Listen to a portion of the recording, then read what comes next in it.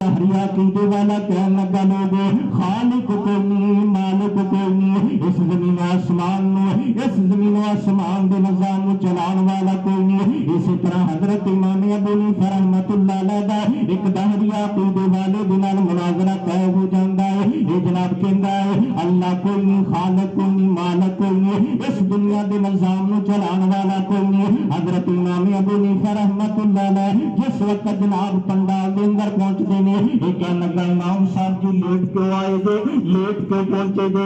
حضرت امام ابو حنیفہ رحمۃ اللہ علیہ فرماندے نے میں جناب دریا دے کنارے پہ آیا، جس وقت کنارے پہ آیا اب کشتی موجود کوئی نہیں، میں انتظار دے اندر بیٹھ جاندا، میں دیکھیا کہ جناب ایک درخت خود بخود کٹیا جاندا ہے، خود بخود جناب چیریا جاندا ہے، خود بخود جناب اس کے پھٹے تیار ہو جاندے نے، خود بخود کشتی تیار ہو جاندی ہے۔ میں جناب کشتی کے اندر بیٹھ گیا، کشتی نے جناب خود بخود چلنا شروع کر دیتا، میں جناب اس وجہ کر کے لیٹ ہو گیا۔ یہ دہریا عقیدے والا اللہ دی ذات دا منکر، خالق دا منکر، اس دا عقیدہ کہ دنیا دے نظام نو چلان والا کوئی نہیں، دنیا نو چلان والا کوئی نہیں، دنیا دا نظام جناب خود بخود چل رہا ہے۔ یہ کہنے لگا جس وقت حضرت امام ابو حنیفہ رحمت اللہ علیہ نے فرمایا کہ جناب اس طریقے دے نال خود بخود کشتی چلنی شروع ہو جاندی ہے۔ کہنے لگا کہ کس طرح ہو سکتا ہے؟ درخت نو پٹن والا کوئی نہیں، درخت نو چیرن والا کوئی نہیں، درخت دے پھٹے بنان والا کوئی نہیں، جناب کشتی نو چلان والا کوئی نہیں۔ ایک کشتی